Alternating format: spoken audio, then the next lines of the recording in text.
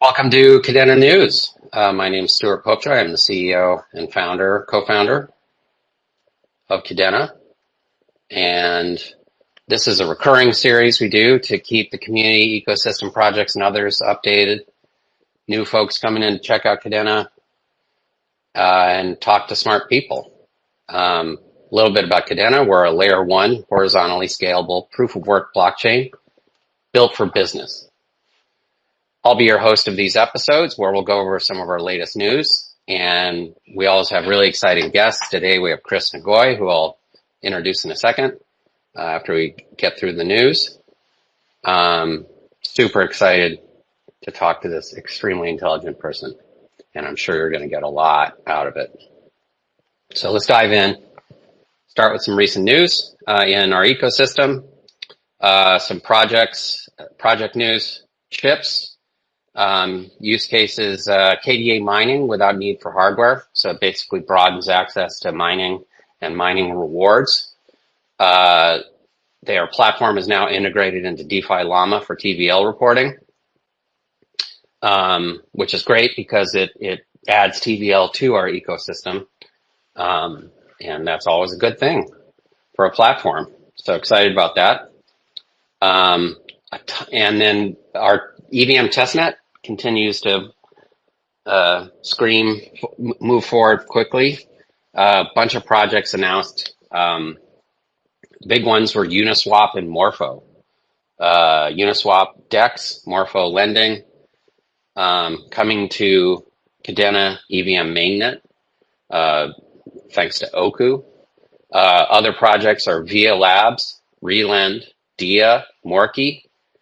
So, we launched testnet at ECC in June with 70 partners, and that number has only been going up. Engineering team is working hard on that, and we're moving towards a testnet V2. In Kadena news, some stats: Chainweb surpassed 6 million blocks in July. We have our KIP Council, which is deciding on the various future directions for Kadena. Includes members from different projects and departments. Roadmap initiative this year is to get more feedback from the community to help improve the future of Kadena.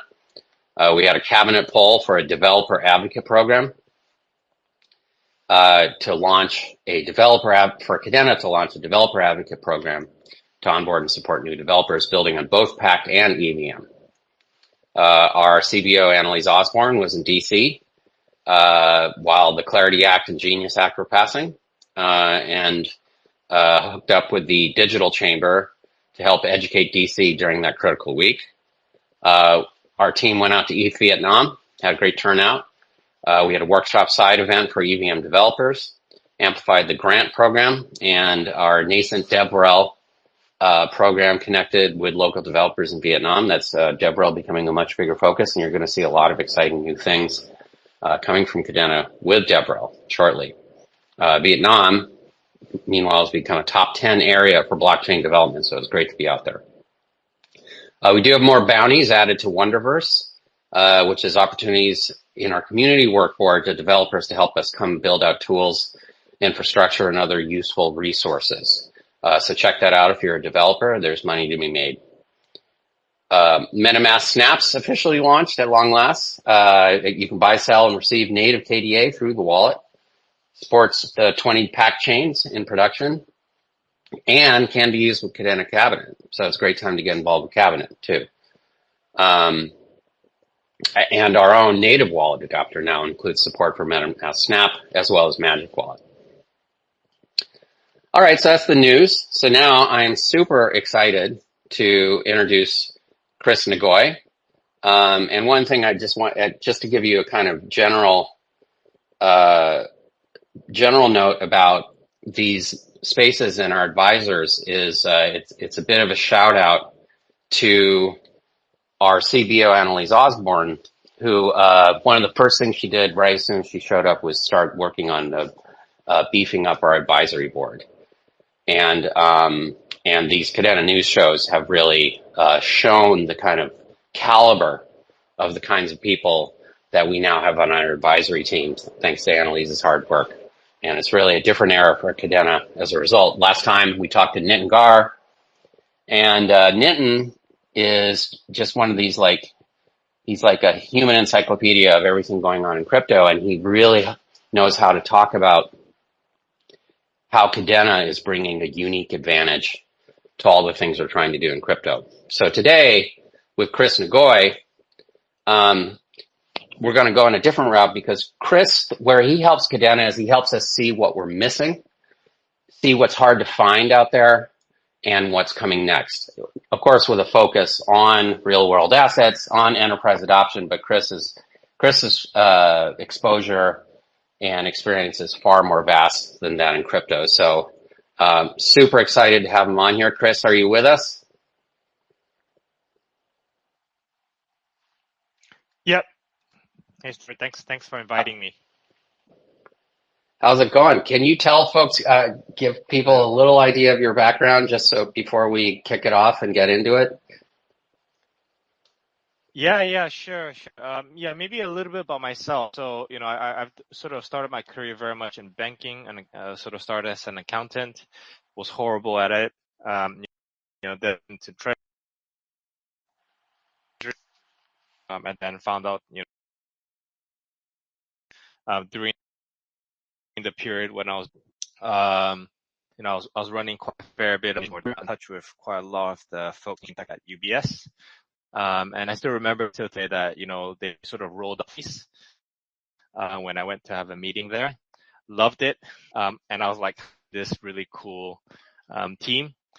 And then I recently joined the sort of innovation team, blockchain center of excellence within the team itself, looking after BD globally for BD and product globally for blockchain. And then all of the other emerging tech ranging from AI and privacy tech for Europe. And then, spun up a couple of companies for them. Joined one of the companies looking after sort of product for the UK, a company called Finality International. They are, in a way, the wholesale CBDC for the UK. And then I subsequently came back to Singapore to look after AI, blockchain, and crypto for KPMG before joining Libera. The sort of two-liners around Libera is essentially its Standard Chartered's tokenization capability. And we've done quite a number of really cool partnerships across the board, with FundBridge and Wellington Management to launch one of the highest rated US Treasuries in token form globally. And we also, together with China AMC, launched one of the first retail money market funds out of APAC. So that's kind of us in a bit of a nutshell. Awesome. Cool. So, Chris, I just want to get into it with you because there's so many things we could talk about, and I really feel like you have insights that are going to be, this is going to be more about the world of crypto. I mean, we can talk about Kadena too, but this is more kind of giving people an idea of what's coming next, and and what people might be missing with all the hype surrounding various things. Whether it's privacy tech or ZK or AI. Or finality and settlement. So one thing I know you know some things about, and I want to wrap with you about is AI. So AI and blockchain, depending on who you're talking to, is a no-brainer or a head scratcher, and I think neither of those are the right answer. And a lot of it is really some form of robo trading or intense or some kind of market aggregation, DEX market aggregation or lending aggregation, the kind of stuff that's not really on blockchain, sits in front of the blockchain. And I'm not saying that's not useful, but that's where the vast majority of what we see is going on with AI. There's some interesting things with kind of giving people access to hardware and trying to make kind of more decentralized plays there, but when you and I were talking before, you had some really interesting things to say about what was going on other things that are going on with AI and emerging, and especially surrounding things like identity and things like that. So I wanted you to talk. I found that super fascinating when you were talking about that before. So I wanted you to just see what you're seeing out there in this kind of in this area that I think people aren't necessarily paying. Of course, because it's very new, but it's something that's really going to. And you have background with DID and with a Yep. lot of the stuff where identity touches blockchain. So I think I just thought this was something really interesting that you could kind of give us a picture of where these technologies are converging as a kind of new place for AI and blockchain. Yeah. I think that's a really, really good starting point. So maybe just to take a step back a little bit, I'm going to sort of just preface this as a little bit that I think AI as a space is emerging really, really quickly. I mean, I don't know if you guys tried ChatGPT 5. Super interesting. Like every other week, I feel like I'm trying to learn something new and playing catch up across all the developments that's happening here. But what's really interesting, I think, the convergence with blockchain specifically. I think a lot of the use cases and a lot of the discussion is really surrounding how AI is augmenting a lot of the activities happening on the blockchain, whether it's agentic AI or I think you sort of mentioned about how do I sort of create those trading bots and whatnot. But I think what's actually really interesting and maybe a little bit more of like when people ask me in my classes like what's the alpha here. I actually think what's really interesting is if you look at, just taking a step back, the internet has effectively proliferated information significantly over the years. Now, generative AI would 10x that. Now, what's the sort of piece that is worth noting? Because of the 10x of all the information that's going to come out, we're also going to see a huge jump in a lot of the crimes that's happening in the world today. And that sort of leads to a lot of fraud, and because essentially that reduces the marginal cost of pushing out a lot of these strategies. Now, what's really interesting is if you start to look at some of the conversations that's happening around the DID and VC space. The approach essentially is when we think Hey, about Chris, just AI. for people who don't know what DID Yep. is, can you just give us a two-liner on that? Yeah, sure. So in short, DID is decentralized identifiers, and that's in a very short manner. It's just identifiers that are on the blockchain that gives you the ability to Not just the blockchain, right? create. Isn't it a W3C standard?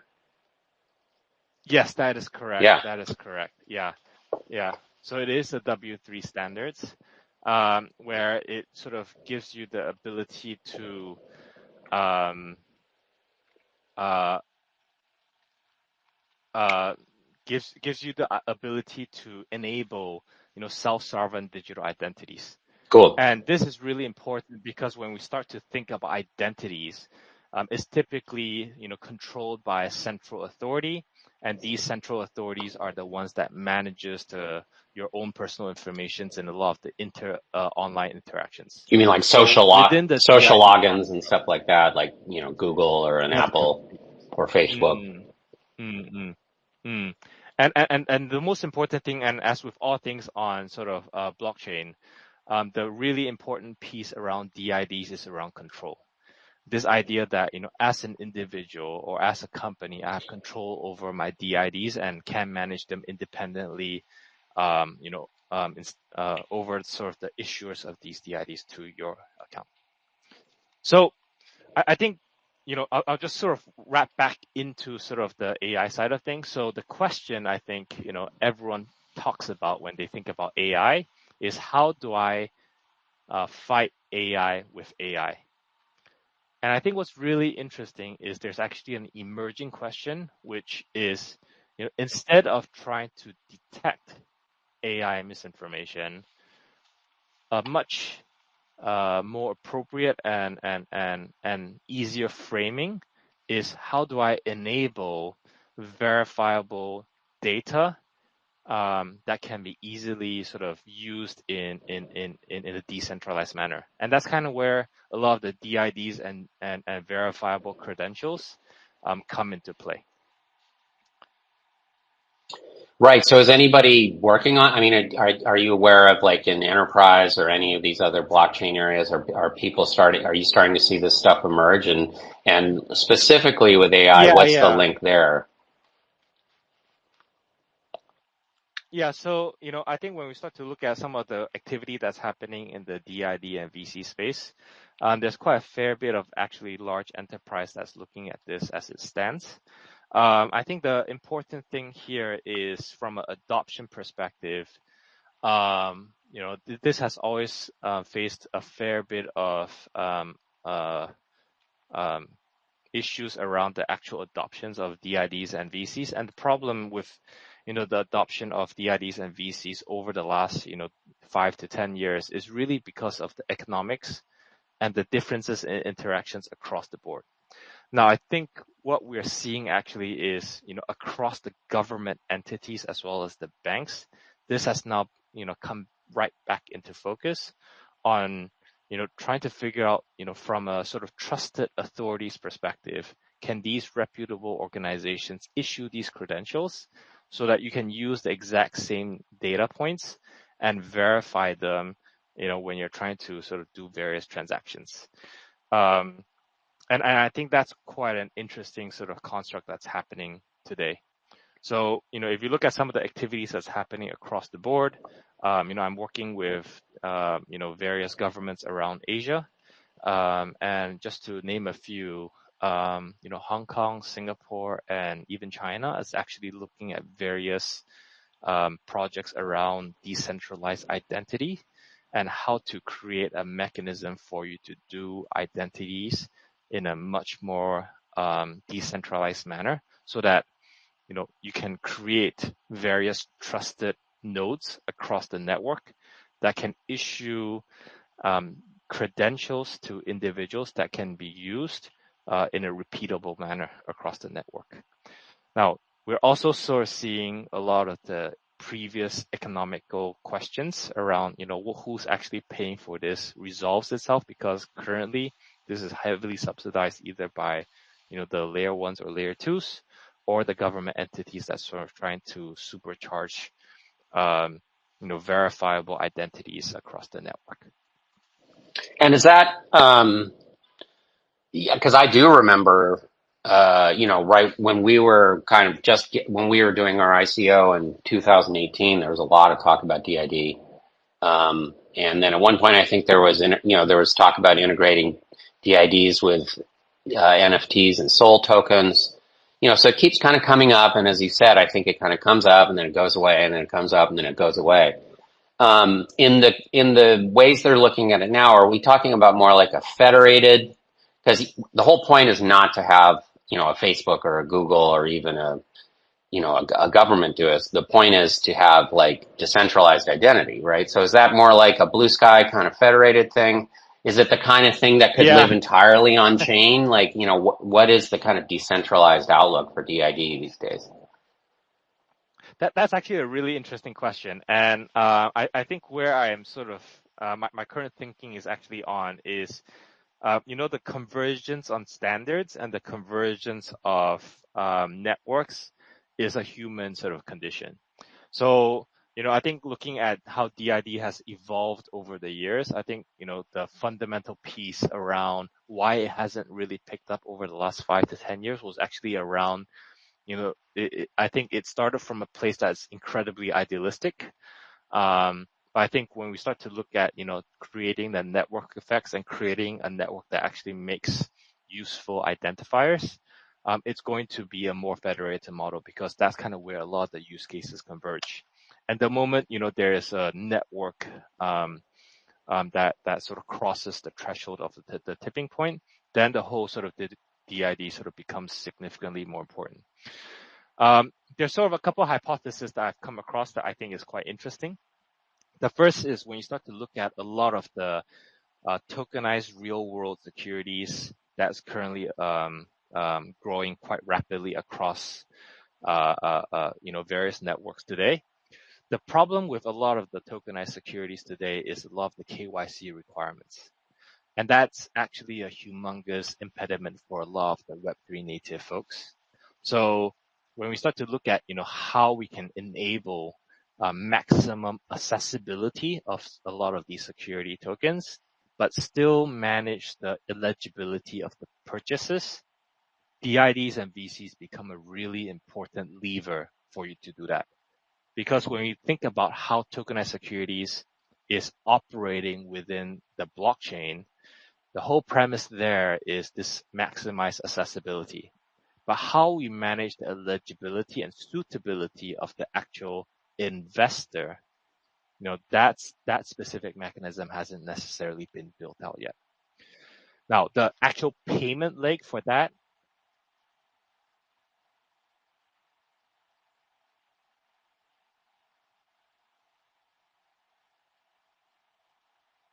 VC.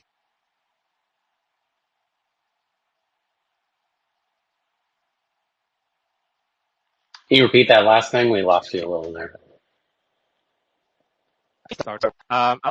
The last thing was suitability of the tokens can be managed via a combination of DIDs and VCs, and we're sort of seeing that today sort of play out.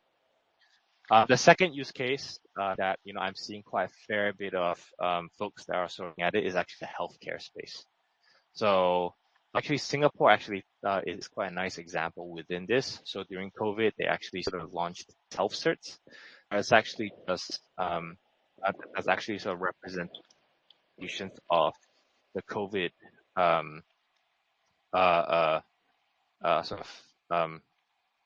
evidence on the blockchain. So across some of the networks, we're seeing anything that is a little bit more personal and a little bit more sensitive becoming quite a good use cases that lend itself quite nicely within the construct itself. Yeah, going back to RWA, I would imagine that would have a lot of legs because, as you pointed out, and is pretty clear to any observer, the push for tokenization, the whole market access, yes, but from the sell side, it's really, it's accessing markets. It's the other way. It's like they want to access those buyers, and the friction surrounding KYC. Do you have any idea? Like, have you read any projections about like if we were able to get like a seamless DID in place, like what that would mean for the addressable market of RWAs? So more anecdotal than actual sort of hard evidence. But some of the sort of conversations that I'm getting into, the estimates range anything from 30 to 50% increase the actual addressable market. And the reason is because we're sort of seeing quite a lot of interest, specifically within the Web3 wealth to get more exposure to RWAs. And this specific group of investors are finding it quite challenging to go through the KYCs that are very extraneous. Just to give you a sense, within sort of Libera, we are working with various RWA projects, and some of the timelines, in terms of the onboarding, in terms of, the sort of KYC processes that anecdotally we see across our competitors and even ourselves, can take anything between 1 week to 2 to 3 months. So depending on the complexity of the onboarding and KYC you're trying to do, it does take actually quite a fair bit of time. Now with DIDs, the thinking there is, especially with some of the changes in regulations you're actually seeing, the UK being an interesting one. We think that this is going to reduce the time dramatically, at least by 50 to 90%. And so we were talking about AI. The main I think the point here is that with the explosion of information, it's an explosion of fraud and an explosion of impersonation. Yes. So it's also democratizing or, massively expanding people's ability to identify themselves kind of affirmatively and accurately. And how, because of course it could just sound like a tech promise, right? Oh, we're going to fix that, just around the corner. Because, a DID, it's not like fraud doesn't happen in blockchain, right? Somebody, Yes. there's social engineering, somebody phishes you, Yeah. the $5 wrench attack and they get access to your phone and just say, give me your password, whatever. I mean, there's never anything we're going to be able to do about that. Right. But, there's a lot of, SIM swap. There's a lot of different things that people, we don't, it is interesting that I think, as far as fraud in crypto goes, it's more in the realm of just kind of, garden variety theft as opposed Yes. to like true identity stealing. You don't have people you don't hear about the head of some massive standards project being impersonated and all of a sudden, or a whole mining collective being so we don't see the kind of impersonation and identity theft in blockchain. So it's true that is better in blockchain than the real world. But just asking the question, just so that we don't get too kind of, tech evangelist here, so if I'm a degen, I'm a relatively tech attached person, but I'm not I'm not all the way in there. I'm somebody who owns crypto. I'm somebody who wants to buy RWAs, and I just don't want to get robbed. How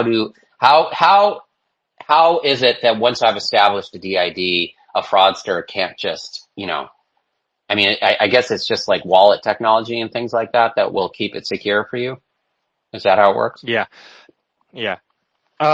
Actually, just before I go into that, and actually, maybe it's for the benefit of everyone here.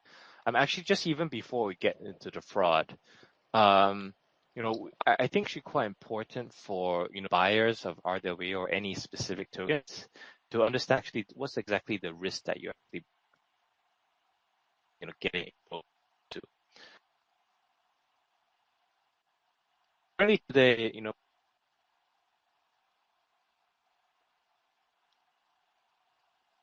next day, is actually really interesting and really important to understand. And the reason is actually most people approach tokenization is you create some form of SPV I've heard SPVs in the Marshall Islands, in BVI, in Caymans, in Jerseys, and whatnot. And what happens is money would go into the SPV, money would go out of the SPV to buy these real world assets, get stored in the SPV, and then when they issue out the tokens, they say that this specific SPV is actually tokenized funds. So I think what's really important is when we start to look at the actual legal construct, that's actually just as important as the actual technology itself. So the question of what exactly are you buying is actually an important one. And the test here is where exactly is the register of ownership? Is the register of ownership natively on blockchain? Or is the register of ownership in a SPV or in the actual fund itself? And are you actually part of the record of owner in this case?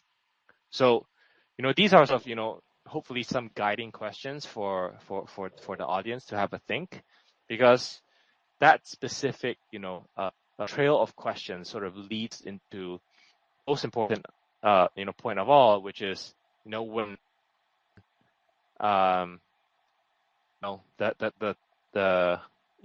when there is some form of crisis event, we'll start to see who swims naked, and that's the point in which the question around things like the record of owner, the investor protection, all becomes really, really critical for you to think about. Now, coming back to the sort of the identity element, I think that sort of, adds on, in terms of exactly who's owning what. So the really most important thing is, other than the actual legal, sort of the technical construct on how a lot of these tokens work, the underlying sort of, mechanism for governance and legal is really important. And then you start to see, topics like DIDs and VCs very much supplementing that, because it gives you specific rights and identifiers for you to say that, look, I own this, or, I can identify my way and authenticate myself in a way that, gives me access to these funds. Sorry, it's a bit of a roundabout way, but I thought it was... No, I think that's really interesting, though. That is actually, this is the first time in an RWA discussion, the former topic you're talking about fund structure and where the ledger. I mean, that's really interesting, and how, because I'm sure a lot of people, in our audience are, heard about Robinhood. They've heard about all these tokenization. Like the market is just growing in leaps and bounds, and so. I don't think people are really aware of this peril that isn't about like it's a rug pull. It's not impersonation. It's like it's and that's kind of crazy. So like, how would an investor, today do their due diligence on a particular tokenized fund in order to have a sense that like, oh yeah, no, it's going to be on the blockchain. I can verify it myself. Like, where is the state of the maturity of the market where you can know these things about various RWA funds? That's a really interesting question. Maybe just to sort of highlight and give a couple of examples where this is actually quite worrying to me. I have a sort of I had a conversation last week, and a friend of mine was actually sort of really worried that this is all gonna be quite dangerous over the course of the next 12 months. And the reason is because, just between the couple of us that was having that conversation, we're sort of seeing quite a fair bit of structures that resembles that of some of the activities that was happening in 2008. And you will start to see, participants that are, buying equities or sort of ETFs, via regulated institutions, custodying it via regulated institutions, and then on the other end of the spectrum, issuing these depository receipts, but calling it various names. I've heard of the term called deprecated equities before, or synthetic equities with phantom yields. I think the moment you start to hear terms that looks and sounds and feels quite dangerous, that's kind of the point where you start to, you should start to be quite careful on, whether or not the underlying actually gives you rights over the actual products that they say that they're giving you exposure to. Because, to the point around the things like what's happening with Robinhood and a couple of the tokenized equities, if I remember correctly, I think OpenAI came out very publicly and said that some of these tokens don't actually represent rights over them. So, just to sort of,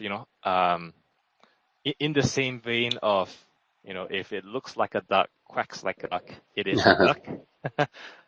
The flip side is true, which is, if it looks quite, too good to be true, it also sort of, feels a little bit dangerous around the sides.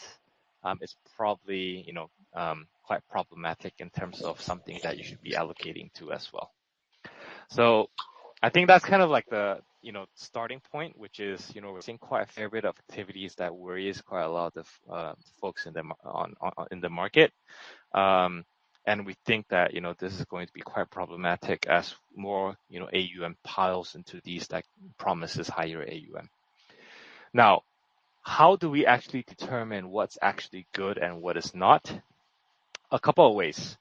The first is if you're looking at the actual RWA itself and you intend to be sort of, onboarded.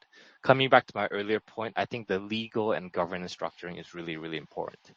The question on where exactly is the register of ownership, what exactly is the legal mechanisms for you to have recourse. I'll give an example. If assets is actually looked after by a trustee versus that of just a SPV in itself, the legal protection that you would have with a trustee looking after your assets is significantly more than just an SPV. And the reason is because a trustee is a third party that would have control over your assets. And it also ensures that, the fund manager or the sort of, person looking after the SPV does not have control and cannot move the money out without, without these Oversight. invest assets, without overstepping their sort of authority. From an investor protection perspective, structures with trustee gives you a lot more protection if you're trying to buy these assets directly. Then I think you start to move into, I would call different flavors of DeFi-ness. So you can essentially go into, work together with other sort of, participants. And the piece here really is, I think there's a couple of, variations, but essentially, number one, you start to look at whether these specific entities have licenses. Second, where do these licenses come from?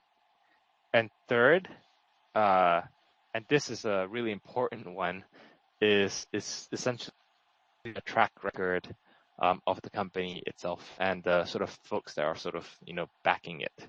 Because what you also don't want is to, buy into a fresh company, but actually, the folks that are running it have a track record of, being slightly in the gray as well, because you don't really have full investor protection on that front. And then finally, I think, when you start to look at, the more DeFi elements of, buying these RWAs, then actually, you essentially need to trust the activities and analytics that you actually get on chain itself. So that sort of, comes back to, analytics around the transactions, analytics around the proof of reserves. These are all the things that become incredibly important so that you have some form of protection that for yourself. So it's a spectrum, and depending on, what exactly you are sort of buying, you go into, more and more sort of technology-based monitoring tools. I think this is fantastic information because, I think the hazard that investors, crypto investors especially, because, like most of the people I would imagine on this call, you see something like RWA and it's a whole new asset class that you're getting access to. And it's easy to think that, oh, it's stocks. So therefore, or, whatever, it's some kind of, already understood financial instrument. So therefore, that's going to be way safer than, than like, some MEV, riddled, decks over here. And, Yes. and, in fact, the opposite might be true. And, which leads me to, so do your own research out there, guys. Don't think that, just because something's an RWA that it's going to be safe. It's still a big world out there. And because it's hot, that means that people are looking for suckers. That's just always going to be the case. And it's no different with RWA. And the other thing is, I think you can kind of use your nose in the sense that like the good projects are going to give you all that information.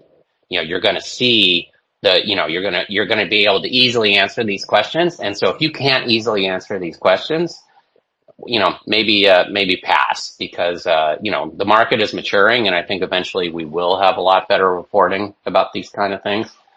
So it's still a new market, so be careful. Yes. But it does lead to an interesting thing that, that I think you could talk about here. That's, in a slightly different vein, which is, the whole intersection of DeFi, say DEXs or, fully on-chain lending or any of these things with,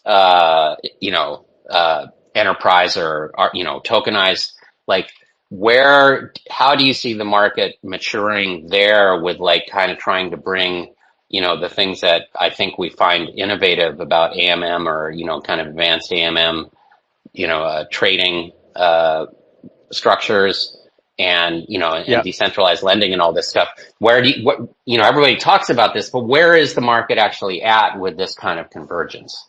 sure. I think actually, we are very much at an inflection point, and we're seeing quite a fair bit of convergence. Actually, the starting point here, and this is a really interesting one that gets me in hot water on both of the aisle, is Web 2 and Web 3 are a lot similar than we all think. And I think what's really important is there's a lot of things that's happening in the Web 3 world that has a Web 2 analogy. There's a lot of things that's happening in the Web 3 world and the crypto world that has a Web 2 analogy. So when a lot of people tell me and ask me like, how should I be structuring this? My starting point is actually you shouldn't be reinventing the wheel. And there's quite a fair bit of already existing structures that probably addresses what you're trying to achieve. So that's, I think, really, really, really important because, having an understanding that actually you're probably 90% there already just by copying what's already happening in the Web 2 world, that's kind of quite a fair bit of activities that you can already do. So, the pieces that is really important and sort of, we're seeing quite a fair bit of activity across the board is the convergence between the two. Now, a lot of the Web 2 sort of companies, and, like I said, I used to be in UBS, and then, after that in KPMG.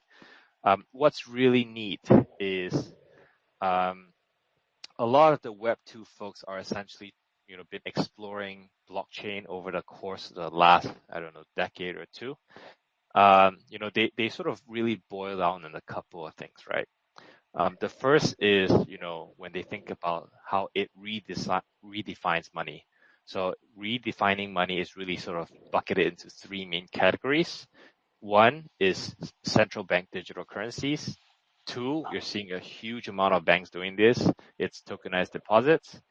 And three, this is kind of where a lot of banks are also now very interested in, which is stablecoins.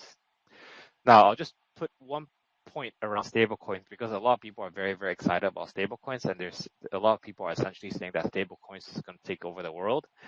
I think what's really interesting is probably to also appreciate that the economics for stablecoins as it stands actually still significantly more costly than sort of money transfers via the financial ecosystem, because the question here is actually less of a speed question and more of a network topology question.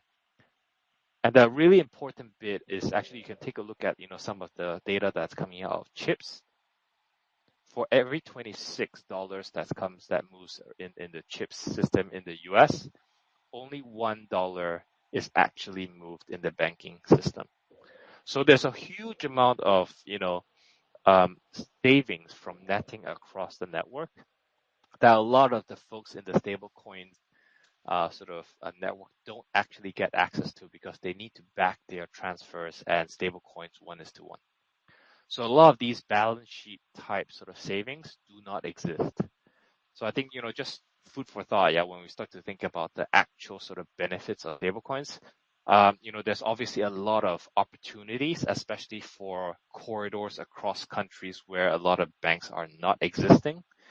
I literally just did a bank wire transfer of $20. The wire charges are $30. It's insane. There's definitely still opportunities. I'm not sort of saying that there isn't, but I think, when we start to look at, some of the network topology, specifically, and especially within domestic payments, these are some of the things that you sort of need to think about. The second sort of piece is really sort of, the redesign of assets that a lot of people are looking at. And, as with sort of all, the banks specifically are very, very interested in collateral management. The banks specifically are very, very interested in collateral management. So anything that essentially increases the velocity and compresses margin across the collateral management piece is something that, is really interesting for a lot of the market players today. So I think that specifically, with when the banks are thinking about it, that's, a key focus. And then they obviously look at, some of the tokenization capabilities and opportunities that are coming out.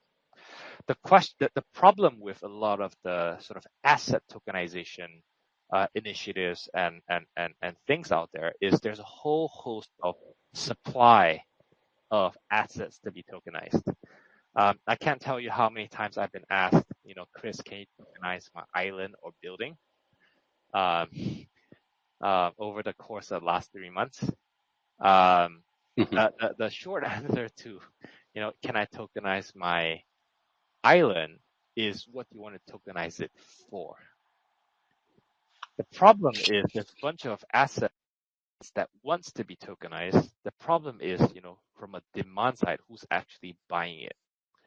So how I explain this is tokenization increases the mobility of the asset, but it doesn't necessarily increase the liquidity of the asset, because liquidity is predicated that there is a demand and supply. Tokenization increases the mobility that more people can now get access to it, but that doesn't necessarily mean that more people want to buy the actual asset itself. And we're sort of seeing that play out as well. So coming back to my point around DIDs, we think that this would, enable a lot more people to participate in markets like this as well. And then finally, from an asset perspective, a lot of the sort of TradFi folks are also very interested in the investment in cryptocurrencies as well. So right now, obviously, a lot of the activities are sort of, focused on, BTC and ETH with a lot of the treasuries company. But, I think over the course of the next 6 to 12 months, you're going to see that filtered all the way down across all of the other sort of cryptos out there as well. Because what you're also going to start to see is, the acceptance that, there is a whole host of market. There's a whole host of communities like Kadena that, also have a specific niche that people are sort of, that's very valuable for. And we're going to sort of see, a value accrue to these communities that are sort of, strong and built in a robust manner. And then finally, I think I briefly alluded to that. We're going to see, a whole host of activities around the, DIDs and BCs.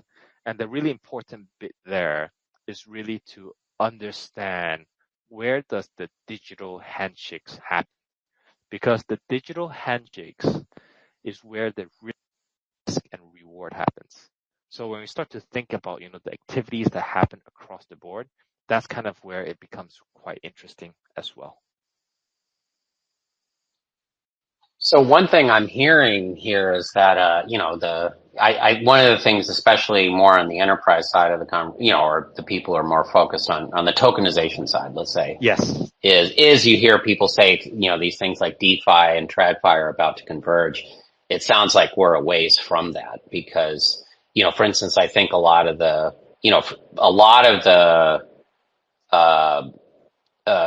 like collateral management, a lot of these use cases are happening on Canton and other private blockchains. And, not to diss Canton or anything like that, but DeFi properly understood happens on a public chain. Let's just establish that because, yes. and a lot of the things we love about DeFi are, require the public chain, and sadly, I know you have a lot to say about privacy and how we're going to get ZK. or where we're headed with that, because I think that's a core, I think you and I agree that that's a core everyone agrees that that's a core enabling technology we're going to have to deploy to public chain to make, this kind of convergence happen. But, it still seems that that tokenized assets right now, when they merge onto a public chain, it's going to be, through some, it's going to continue to be through some kind of gargantuan infrastructure of issuance infrastructure, TAs, and with whoever else is involved in the pipeline that's 100% centralized until it gets on chain, and then at that point it kind of, and that's fine. But I think people are like, oh my god, it's right around the corner, and I think DeFi will continue. That market is there, but it's like a secondary market. You're the primary market is going to be the issuer, the SPV, and just a quick terminology note for the folks. When Chris says SPV, for people that's because that has a meaning in some crypto circles. It's different. The special purpose vehicle. I assume there's also SPACs and all sorts of other. So these are purpose built organizations that as you said are in the Caymans or something, that are designed to issue a particular tokenized asset. And again, buyer beware. That these are the kind of things you want to look at. You want to see exactly, if you listen to Chris, you're going to get into this stuff. Do your homework, because I think people. You mentioned 2008, and crypto is so volatile, and there's so many rug pulls in crypto, and there's so many. Crypto seems like this incredibly dangerous space relative to the financial world, but let's not forget that there's plenty of shady stuff that goes on in the finance world too. As the worlds combine, you're going to have a higher level of sophistication, on the people who are trying to take your money. So, it's not going to get easier; it's going to get harder. But the promise is there's going to be more assets to buy. The market is going to get bigger. Crypto is, stable coins are, can't be stopped at this point. The future of decentralized everything is really bright. But until we're at that nirvana where we all have our DIDs and you can just go online and do everything, you gotta watch your back a little. Well, Chris, maybe incredible. I feel like we could go on. I've gone for another hour easily. But I really appreciate you coming on here. Do you have any final thoughts you want to give our audience? Yeah, sure. Actually, maybe just two thoughts, just building on what you have said, right? I think maybe it's helpful for the audience as well to hear some of the things that I'm seeing, especially from the enterprise side. The question around public and private comes out a lot. I see that, especially when you speak to governments, I'd say it's split, quite closely to 50-50. So a lot of the governments, right, when they think about the choice between public and private, they actually sort of, are still very wary of the public chains.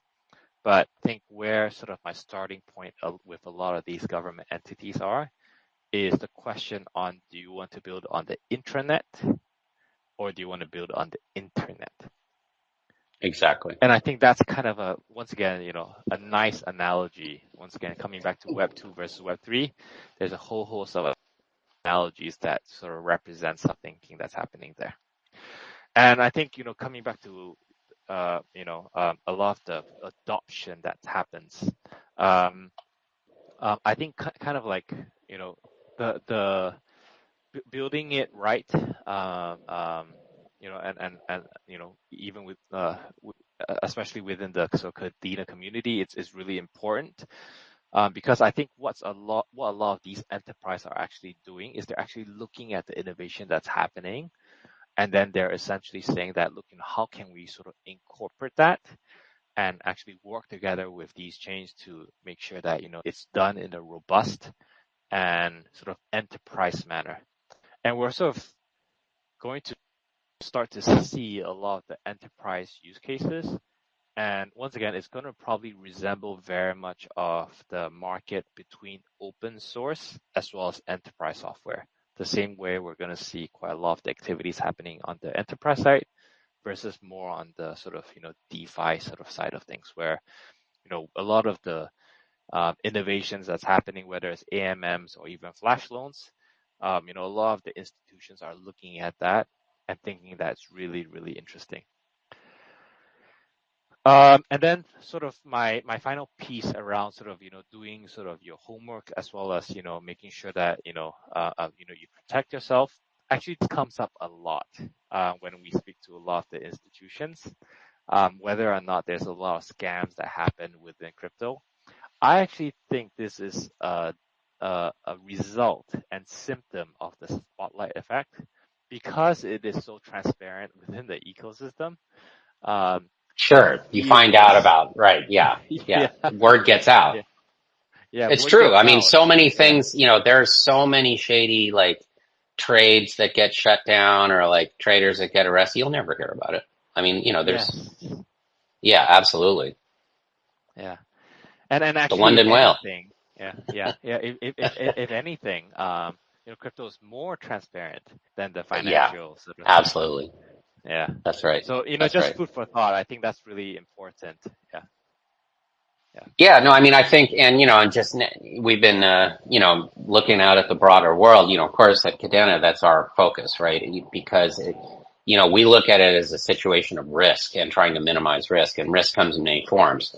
The reason why Pact is natively multisig is, we just felt we couldn't offer a system to businesses that didn't, give you the very best security that public chain could offer, because, with the proper kind of permissioning system in a public chain, and these are the kind of things that they still struggle with. I mean, the Bybit hack was a good example of how not having native multisig in Ethereum continues to cause people massive problems and security problems.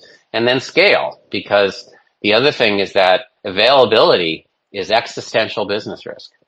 If your entire product depends on easy access and, and trades happening when they're supposed to happen and settling happening when it's supposed to happen, and you don't have the scale, then, that represents unacceptable business risk. And right now, the situation with Ethereum and layer twos, it's not something that that Goldman Sachs or one of these other people could go and put a big structured product on there where, like you're saying, liquidity is important. It's not just in crypto. Liquidity is important with anything out there. And a key thing with liquidity is that you got to have a market that actually works. And then when you show up, and that costs don't spiral out of control when you least expect it. So, so these are all the things that, we're working on in Kadena and why we're really excited to work with enterprise people.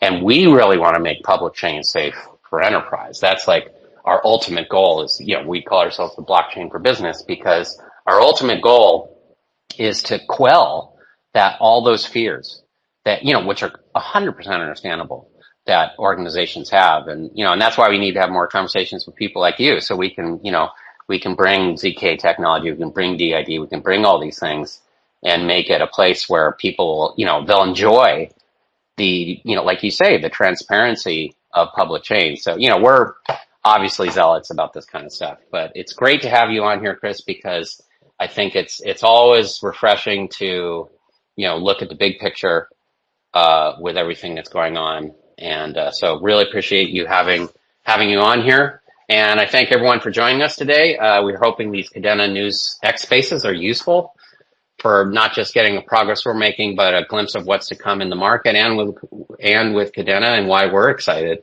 about the future of Kadena and blockchain. So you can check out our 2025 roadmap page at Kadena.io roadmap. You can follow us here on Twitter. You can engage with our community on Telegram, or join our Discord if you're a developer, especially for DevRel and things like that, for technical support or any issues with wallets or buying KDA or anything like that. And finally, a reminder, if you're interested in our EVM testnet, you should check out the EVM developer portal at evm.kadena.io and get more info about our $50 million grant program at kadena.io/grants. So thanks again, Chris. Great talking to you. Thank you. I hope we can bring you back and we can continue the conversation. Sure. Thanks a lot, guys. Feel free to reach out. Bye. Bye, everyone.